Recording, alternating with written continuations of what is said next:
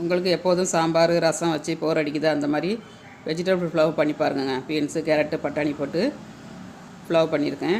3 spoon தேங்காய், 2 துண்டு பட்டை, சோம்பு 1 ஸ்பூன், லவங்க 4, ஏலக்காய் ஒரு 3, கல்பாசி கொஞ்சம் எல்லாம் போட்டு நல்லா ஃப்ரை பண்ணிவிட்டு ஒரு வெங்காயங்க, பெரிய வெங்காயமாக 1 போட்டுக்கோங்க, சின்ன வெங்காயம்னா 2 போட்டுக்கோங்க, இஞ்சி பூண்டு பச்சை மிளகா, வரமிளகாத்தூள் எதுவும் ஆட் பண்ண போகிறதில்ல, பச்சை மிளகா போட்டு அரைச்சி ஊற்றிருக்கேன். இஞ்சி பூண்டு கூட தக்காளி வெங்காயம் கேரட்டு பீன்ஸு பட்டாணி எல்லாத்தையும் போட்டு நல்லா வதக்கிக்கோங்க. தக்காளி வதங்கும் போது கொஞ்சம் உப்பு போட்டு நல்லா வதக்கிக்கோங்க. வதக்கிட்டு அப்புறம் வெஜிடபிள் ஆட் பண்ணிக்கணுங்க. புதினா மல்லித்தலை ஆட் பண்ணியாச்சு.